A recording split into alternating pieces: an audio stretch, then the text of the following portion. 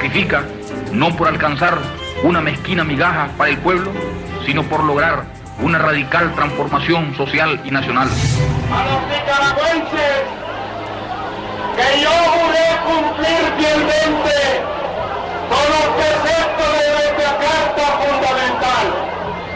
Por consiguiente, ejerceré con firmeza y con patriótica ponderación la presidencia de la República hasta el 1 de mayo de 1900. Por eso se organiza lo que se conoció el mundo como la operación del 27 de diciembre. ¿Quién va a votar, digamos, por Daniel? Nada. ¿Quién va a votar por Arnoldo? Tampoco. Entonces hay que ver por quién vamos a votar. Se agachó, tomó en las manos la víbora, la metió entre su pecho para darle calor, y cuando le había dado calor, la víbora lo mordió y lo mató. La guerra en nuestra patria, en Nicaragua, ha quedado enterrada para siempre, para nunca más volver. La mesa redonda, para esclarecernos en los hechos noticiosos, análisis, comentarios, reflexiones. La mesa redonda para desarrollar nuestra nación, pluralista, propositiva, dialógica, revolucionaria. La mesa redonda con Sergio Marín Cornavaca. Empieza su transmisión. The house, the child.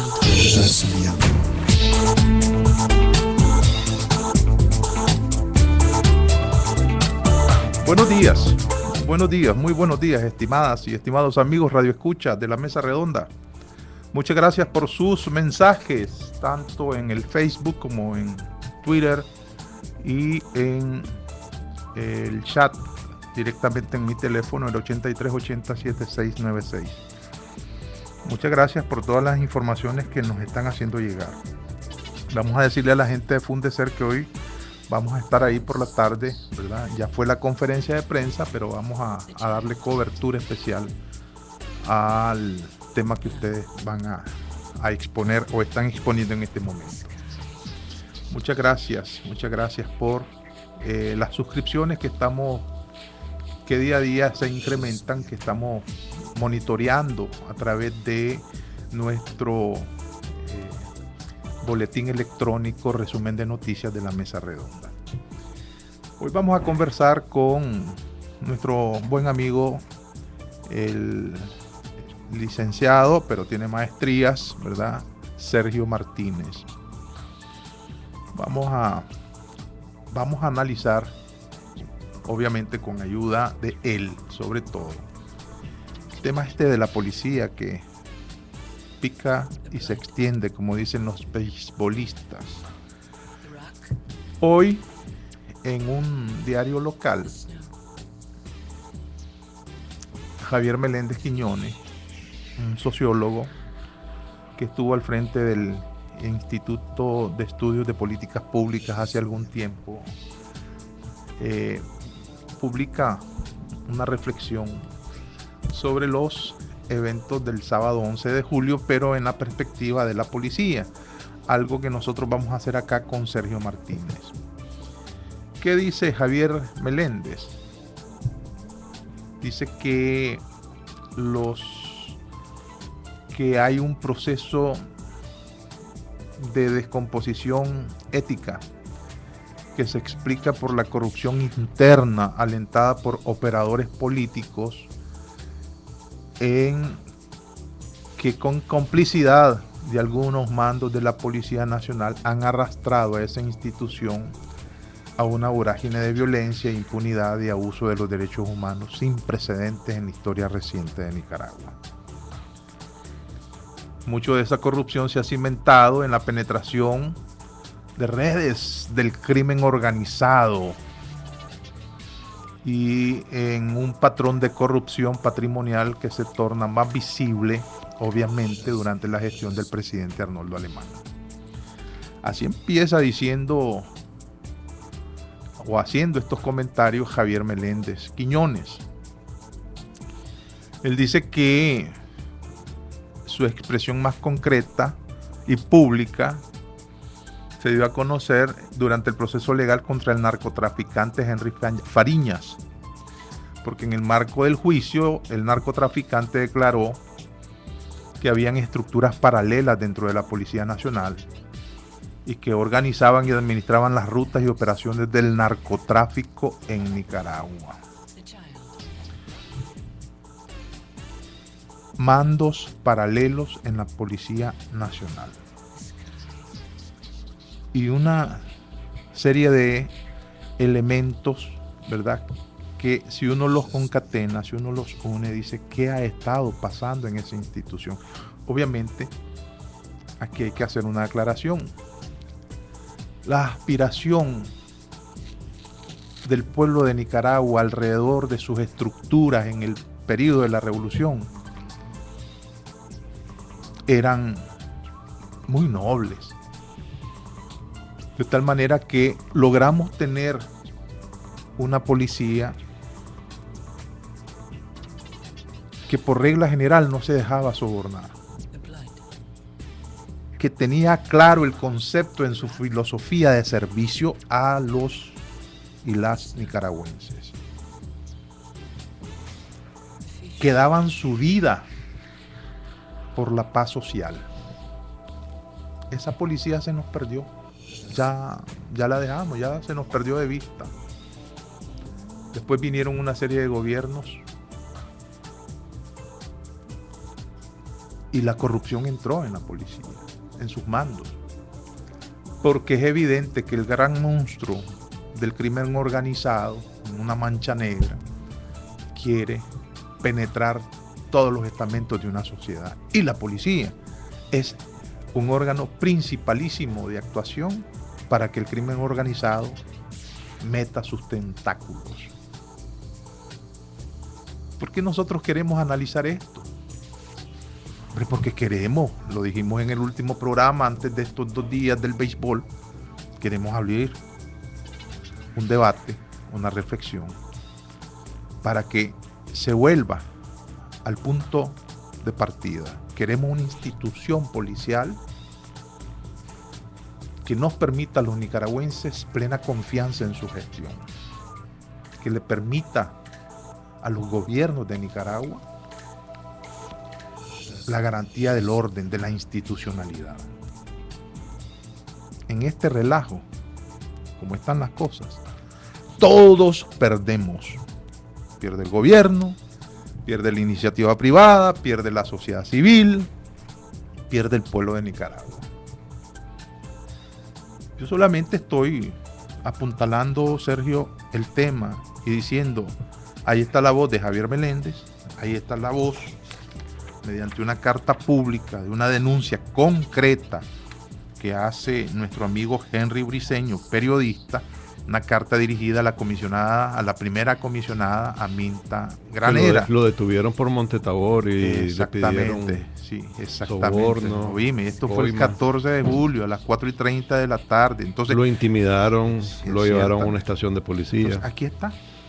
Sergio, entonces, bienvenido, estamos Sergio. a un día, muchas gracias por la invitación y muchas gracias a la audiencia por tener esta oportunidad de hablar de los logros que en 1979 se abrieron las puertas a un cambio democrático.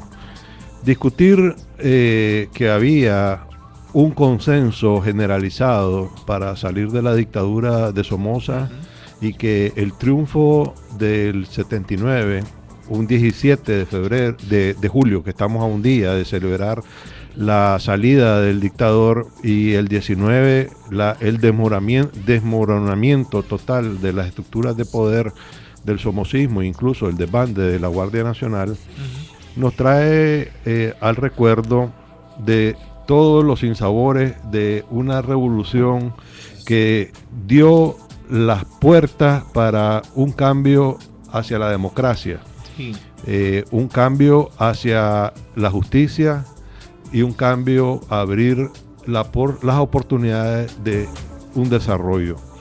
En ese interín de esos días post triunfo, recientemente que se había dado la unidad de las tendencias el 8 de marzo de 1979 y que se convocó a una huelga general, todo lo que se sabe pues que del accionar final que tuvo la consecución de ese triunfo, no hubiese sido posible si todo el pueblo de Nicaragua y las fuerzas vivas, los empresarios, las amas de casa, los jóvenes, los trabajadores no se hubieran volcado de manera decidida para cambiar ese sistema de oprobio. Traigo a la colación porque unos años antes, en mi juventud o escaso niñez aflorando a la adolescencia, recuerdo el vil asesinato de un joven en las graderías del estadio. Ahora que estamos hablando de béisbol, en el estadio General Somoza, en Managua, un joven desde la grada Sol del lado oeste del estadio estaba cruzando a gradería Sombra y se cruzó la malla. Y un guardia nacional de la policía de tránsito, en el que quedaba en la parte final del estadio, en la parte sur del estadio, lo blanqueó con un Garand. Y el joven murió instantáneamente, quedó colgado arriba de los tubos y la alambrada que dividía esa sección, y inclusive pues con el cuadro dantesco de tener aflorado sus órganos vitales y los intestinos. Eso más otros abusos y brutalidad en el accionar de nicaragüenses, malos hijos de la patria, que en el uso de sus deberes, haciendo funciones de la Guardia Nacional, que hacía una doble función de defensa y de seguridad y orden interno, pero más que todo era un órgano represivo y una gendarmería, una guardia pretoriana al servicio de los intereses del dictador Somoza. Entonces el 19 de julio también se abrió las puertas de construir dos instituciones, una institución armada, la cual por razones de eso que hablaba, de que el 19 se abrieron los primeros días las discusiones de cómo se iban a distribuir los cuadros, por asuntos de tendencia, a mí me tocó ser fundador del ejército, y recuerdo a muchos compañeros con los cuales habíamos compartido lucha en el frente interno en Managua o en las universidades o en los colegios. Muchos compañeros del Frente Sandinista Tendencia Proletaria habían quedado en la policía y en el Ministerio del Interior, y también muchos, y sobre todo el Ministerio del Interior, su ministro, miembro de la Dirección Nacional, Tomás Borges Martínez, era la expresión de la GPP, junto con su viceministro, jefe de la Policía Nacional, René Vivas Lugo. El viceministro, después de que había sido también su comandante del ejército, Luis Carrión, pasó a ser viceministro del Interior.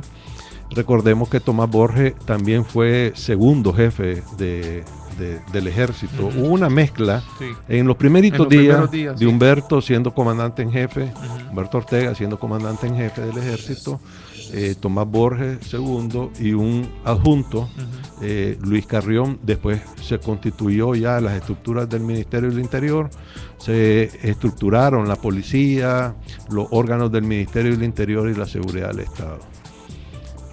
No abundar en que los errores de los 80 y los primeritos días nos conllevaron a un conflicto interno, de una guerra civil, y a un involucramiento como un peón de la Guerra Fría en el conflicto este-oeste, que nos llevó a las elecciones del 90. Las elecciones del 90 volvieron a abrir una oportunidad a Nicaragua para la rectificación histórica, y que ese proceso de democracia, de restablecimiento de la república, de la consolidación de la institucionalidad, de la gobernanza, y salir de la postración en que estaba Nicaragua, de los problemas económicos, por supuesto, obtener la paz, salir de la guerra, conllevó un proceso de nuevo de profesionalización de ambas instituciones. Y para mencionar nombres,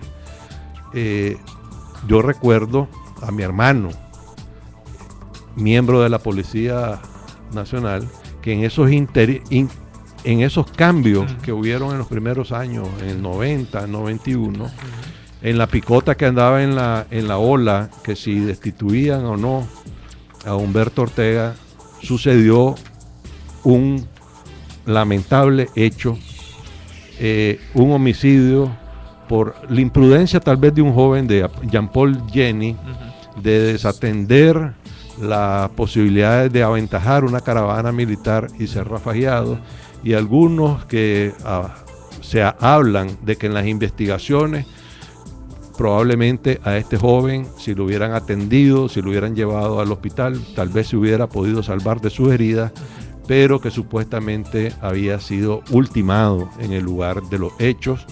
Esa investigación la estuvo desarrollando el segundo jefe de la Dirección de Investigaciones Criminales, en ese entonces el subcomisionado Mauricio Aguilar Somarriba. Traigo a colación esto porque Mauricio, al investigar el caso, supuestamente había encontrado las pruebas, y asumiendo a su formación revolucionaria y a su formación ética de esa policía sandinista en ese momento, que era como decía el comandante Borges, era la centinela de la alegría de los niños y de la seguridad del pueblo. Parece que la investigación con todo detalle abordaba un riesgo político para la permanencia en el cargo del comandante en jefe del ejército.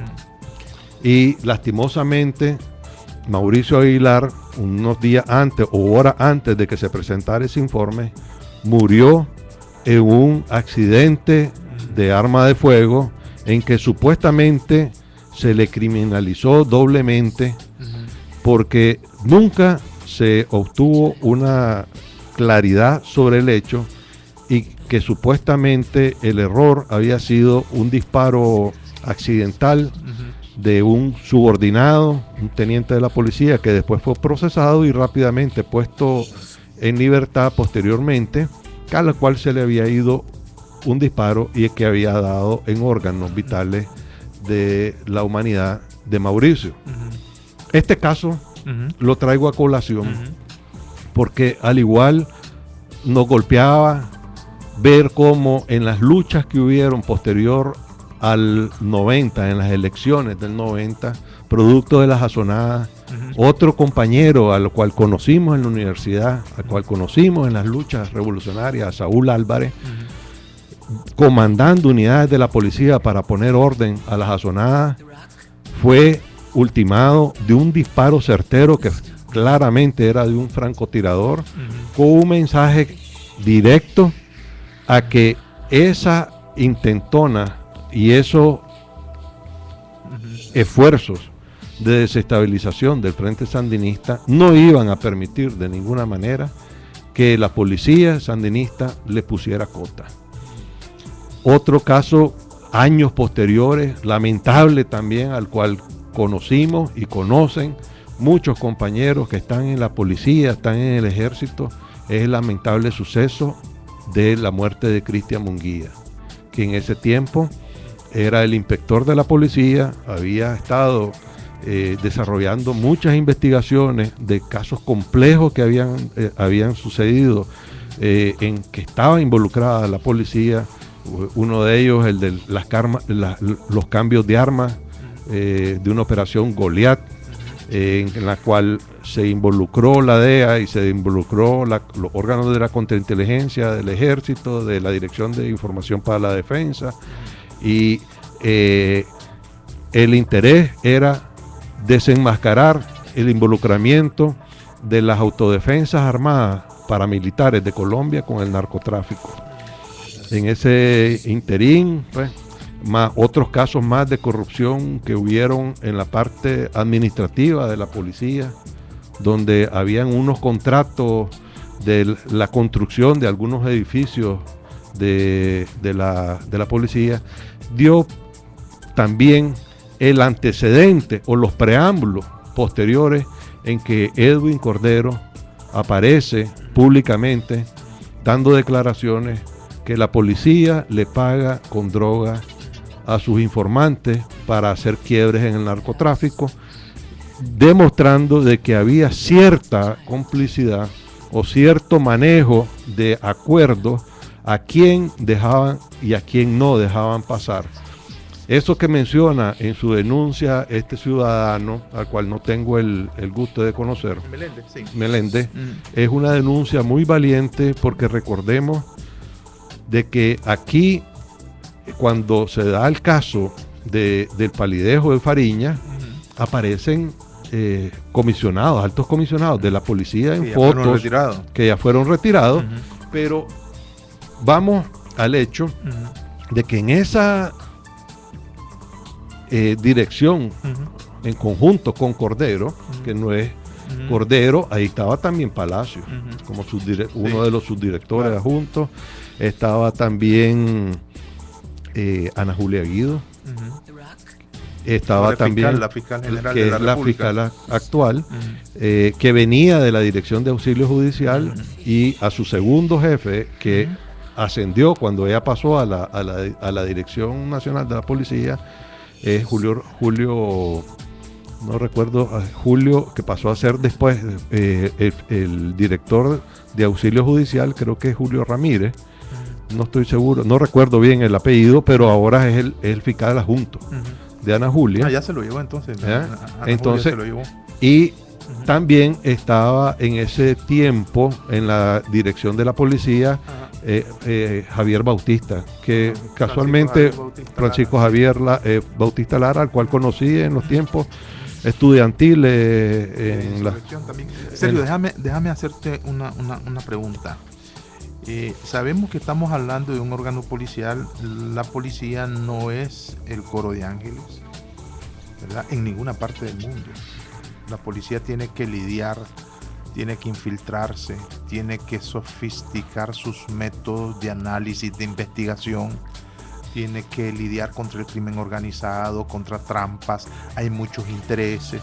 En la policía convergen, en toda policía del mundo, ¿verdad? Nosotros tenemos una policía sumamente joven, ¿verdad? Estamos hablando de 35 años, 36 años, pues, ¿verdad? Porque irrumpe prácticamente como una novedad en América Latina, con una filosofía y con una actuación. Pero esa policía siempre estuvo con el pueblo y para el pueblo. No sé en qué momento esa línea, esa actuación de la policía se perdió. Y entonces cuando se mencionan estos hechos que vos decís, tenemos 1, 2, 3, esos hechos que vos vas diciendo constituyen un rosario de irregularidades. Esa enfermedad que a todo cuerpo le da, vos le aplicas una medicina y seguís pues andando. Casualmente, si reconoces que el organismo está enfermo.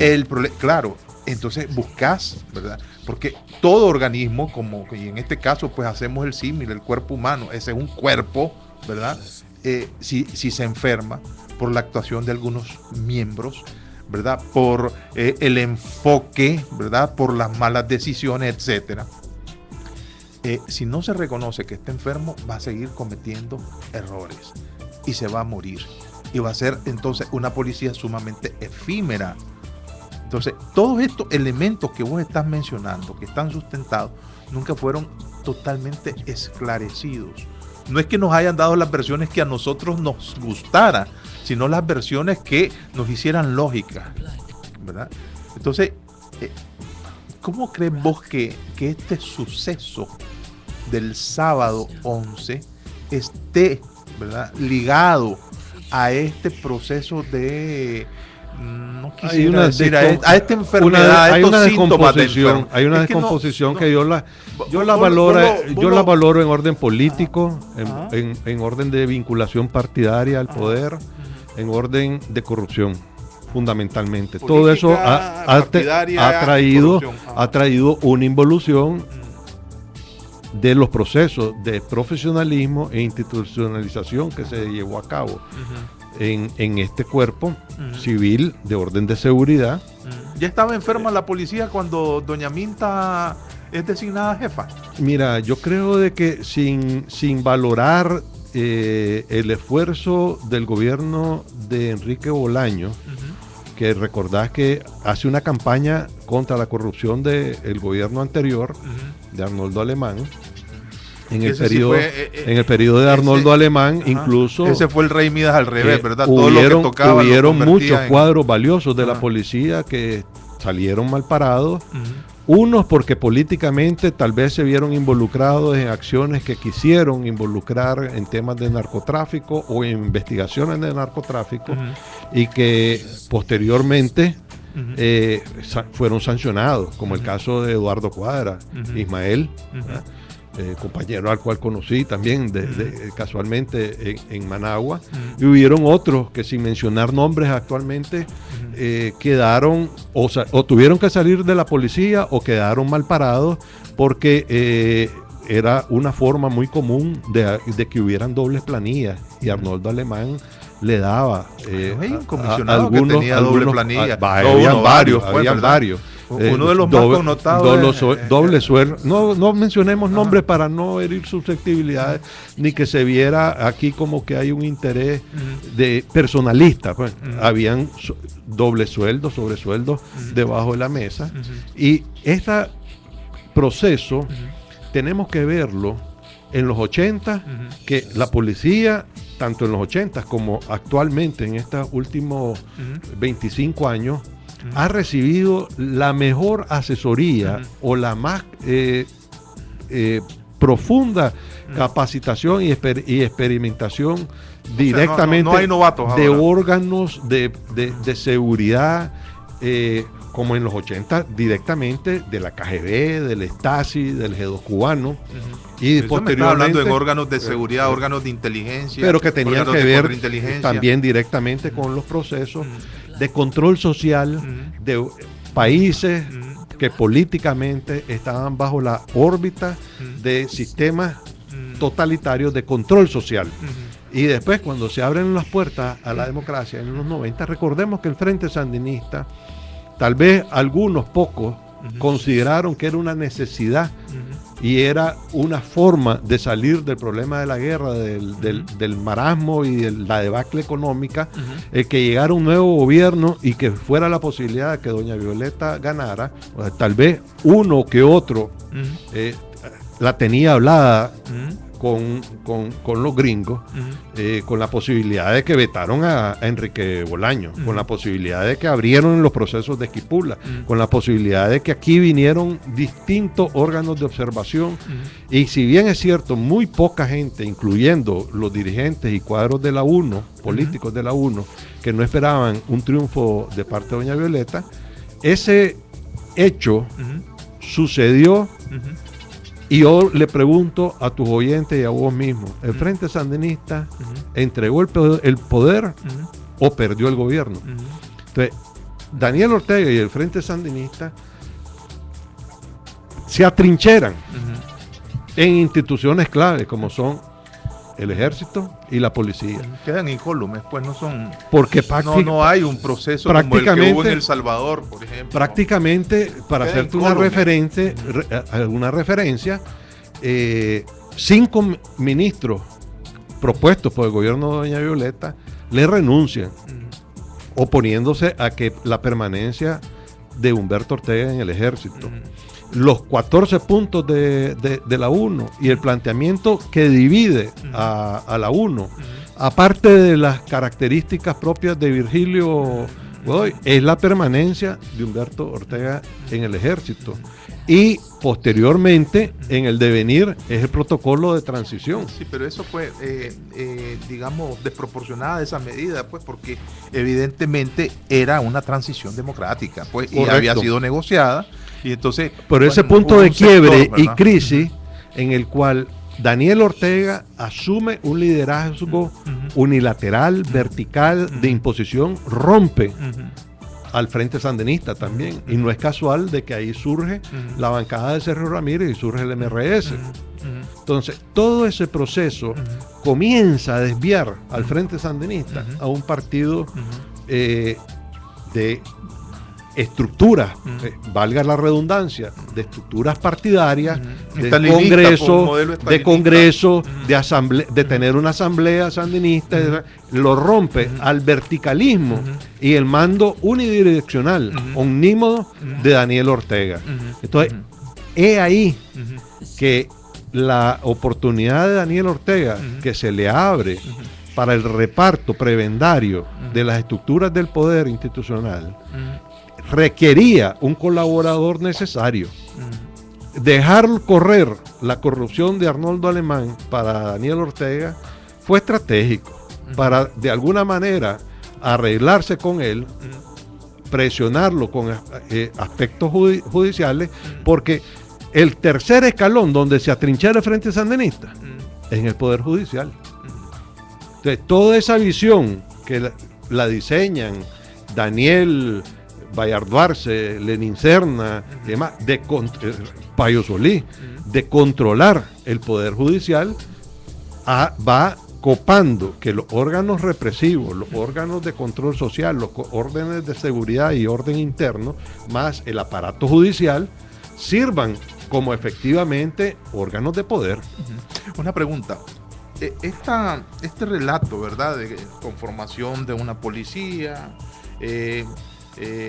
digamos un crash, una ruptura, ¿verdad?, de la continuidad del poder formal del Frente Sandinista, ¿qué tiene que ver con los sucesos del 11? ¿Verdad? ¿Vos le ves una relación directamente en este asunto? Estás diciendo que lo del 11 es una consecuencia de... Previamente tuvieron que ver incluso previo a los sucesos del 9-11, de las Torres Gemelas, porque hubieron un atentado anterior en el cual aparecieron unos terroristas con pasaportes nicaragüenses. Hubieron anteriormente unos bombazos de unos buzones de armas donde hubieron una gran cantidad de documentos para extranjeros. Entonces, esas estructuras era un operativo, déjame preguntártelo así, paramilitares. ¿Era un operativo antinarcóticos esto que hubo en las Jagüitas o era una emboscada? Bueno, hay un resultado que lo conoce la ciudadanía. Mi pregunta es, ¿cuántas veces no hemos visto quiebres de drogas o declaraciones pomposas de logros, de incautaciones que contradicen con los datos que se manejan a nivel público internacionalmente, de que en tanto en otros países de Centroamérica aumentan las incautaciones, en Nicaragua han disminuido y que paradójicamente al norte siguen llegando más drogas? Entonces, ¿por dónde es que pasa? Entonces, algunos han salido a la defensa acá de la policía y de la seguridad, de la muralla que le han dicho contra el narcotráfico, de que Nicaragua es tan segura y tiene tanta garantía de control de su territorio, que aquí los narcos han evadido pasar. Pero aquí da la impresión, como lo han mencionado también desde otra fuente, que hay algún tipo de acuerdo indirecto que ha favorecido a algunos carteles en deterioro o detrimento de las posibilidades de otros. Hagamos el recuento de dónde es que decían: ¿a quién quebraron esto? A los de la familia. ¿A quién quebraron? Al cartel del Golfo. ¿A quién quebraron? A los Zetas. ¿A quién quebraron? A la Michoacana. ¿A quiénes quebraron? A los caballeros no sé qué cosa. ¿A favor de qué cartel? Y entonces nunca quebraban a los Sinaloa. Entonces, ¿cuándo fue el último gran quiebre y grandes capturas que hicieron a los Sinaloa? Recién nombrada Aminta Granera por el gobierno de Enrique Bolaño, cuando hubo aquel hallazgo incluso de las construcciones de unas pistas y unos aeródromos donde habían enterrado incluso hasta una avioneta. Entonces, ese involucramiento discrecional.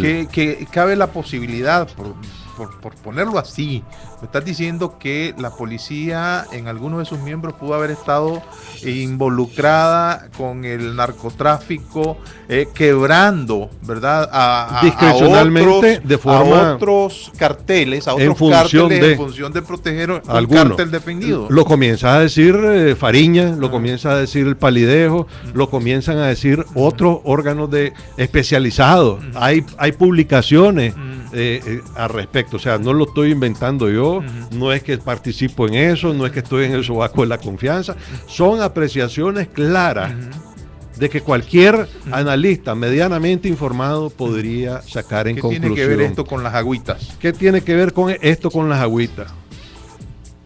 Cuando se han aparecido los casos sonados, algunos casos como falsos positivos, pueden aparecer como gran logro de captura para desviar atención. ¿Qué había pasado la semana anterior?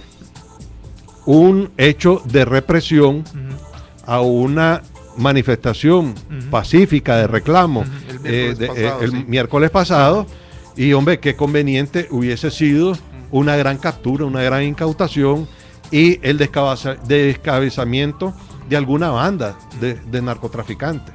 Entonces, para mí, que ahí lo que hubo fue una información, un ardid de inteligencia que le lanzaron una tranca, una bola de trapo, con la cual se fueron de primas a primera a dar el primer abanicazo. Eso también demuestra una novatada. No es tanto, o cayeron en la trampa. Cayeron en la trampa, me parece a mí, con una información que estaban preparando una emboscada de aniquilamiento para que no quedara títere con cabeza y descabezar a algún gran pez gordo. O sea, esto es... ¿Cómo queda la comisionada Minta? Habida cuenta de que, y eso ya ha sido publicado inclusive por diarios, ¿verdad? No voy a citar diarios, pero ha sido publicado, por ejemplo, que ella destituyó al comisionado Ramírez, y que el comisionado Ramírez habló con el presidente Ortega, y el presidente Ortega le dijo, cálmense, ¿verdad? A los dos. Les digo, yo no quiero que esto sea del dominio público, yo no quiero que se evidencien las contradicciones que aquí puedan tener. Bueno, esas no son palabras, ¿verdad? Esas son mis palabras, ¿verdad? ¿Qué de eso hay? Ahora, es altamente sospechoso que Aminta Granera venga teniendo en todas las encuestas, inclusive la que están presentando hoy en la UAM, MIR, siempre doña Aminta aparece punteando en los mejores niveles. Es una trampa para macular la gestión de Aminta. Hay llamadas telefónicas, les voy a rogar que sean sumamente breves, por favor. Adelante, Ulises, con las llamadas telefónicas. Hola. Sí, buenas tardes. Gracias por darme la oportunidad. Tengo un rato de estar esperando, pero es importante el tema. Y al señor que tiene ahí como panelista no lo conozco, pero yo quiero decirte que ese es un patrón de conducta desde que nació los famosos guerrilleros, porque él dice que fue de la gobierno interno de ahí Managua, que se acuerde que hay María Auxiliadora, a una mujer de un soldado de la Guardia Nacional que se llamaba José García, conocido como el Güey, a esa chavaja que tenía como 18 años, esa guerrilla, no sé si él era el jefe, le cortaron los pechos, solo porque era mujer de guardia. Allí es María Auxiliadora contigo al barrio de Ucualí. Te pido la dirección, Sergio. Y yo creo que ese es un patrón de conducta tanto del ejército y de la policía, de andar haciendo cosas inadecuadas y fuera de la ley y asesinando ahora niños, pero antes a cualquier persona la asesinaba y decían, le pasamos la cuenta, y así se han pasado hasta internamente entre ustedes mismos. Yo creo que eso es triste, pero eso es el cuerpo armado que existe en Nicaragua, tanto la policía como el ejército. Buenos días. Gracias. Hay otra llamada telefónica. Adelante. ¿No era don Jorge Reyes el que estaba en la línea? Ahí está don Jorge. Adelante. Lo escuchamos. Soy Fernando Pérez. La opinión mía es la siguiente. La policía estaba esperando un botín. Ustedes bien saben que la policía hace su agosto con los botines de narcotráfico, y eso era lo que había esperado y se le fue de las manos. Por eso se adelantaron así de esa manera. Gracias. Bueno, Sergio. El terror. Ahí está una llamada. Discúlpame, Sergio. Don Jorge Reyes, adelante, lo escuchamos. Yo quería preguntarle, buenos días, Sergio. Yo quería preguntarle a que tenés ahí de panelista, creo que es Sergio también, ¿qué relación puede tener en todos esos sucesos, el de Mauricio, el de Saúl, con la disque accidente del Estado Mayor en el helicóptero y que nunca se dilucidó completamente? Atención a la presente, pues estoy escuchando. ¿Hay otra llamada telefónica? No, todavía no. Bueno, Sergio. El poder absoluto, la posibilidad de el uso del poder y de los instrumentos del poder, fundamentalmente los que están constitucionalmente como garantes de determinados aspectos, como la defensa y la seguridad nacional, en el caso del ejército, que es una institución armada, o la policía, que es una institución civil garante del orden y la seguridad interna del país, tienen el monopolio del uso de la fuerza por garantía constitucional y por leyes, por reglamentos y demás cosas. Por eso es que yo venía haciendo la alusión de la involución institucional, del profesionalismo que costó tanto tiempo desarrollar, y el involucramiento político, partidario y de corrupción que han venido en el caso de la policía, a descomponer a esta institución y que, como casos que señalamos, los más recientes, los escándalos cuando Palacio, con Fariñas, con Palidejo, que surgieron por la trágica muerte del cantautor argentino. Si no, tal vez no nos hubiéramos dado cuenta. Claro, en Guatemala además, ¿verdad? Y en Guatemala. En anterior ocasión, por lo que se conoció públicamente de las declaraciones de Edwin Cordero. Sí, que se pagaba con droga. Los casos que habíamos expuesto, que vienen a dar del cómo el Frente Sandinista y Daniel Ortega en particular han venido desde hace décadas atrás buscando cómo consolidar un poder total, un poder absoluto, omnímodo alrededor de su persona, que es algo que dice la historia del Frente Sandinista, la historia de un partido, la historia de un proceso revolucionario, y que dice y echa por la borda el proceso de transición democrática en general de la sociedad y el país. Quisiera tus comentarios sobre esa pregunta que te hice de los rumores, ¿verdad? De los amagos de renuncia. De Ramírez y ahora, hay información y de acuerdo a lo que dicen los testigos, que las fuerzas policíacas que estaban ahí y que cometieron el hecho fueron de la TAPIR, de la de reacción rápida y del DOE, del Comando de Operaciones Especiales, y directamente relacionadas con las estructuras de la policía de Managua. O sea, una operación así, ¿por qué no estaba siendo dirigida por las fuerzas policiales propias de la Dirección Antinarcóticos?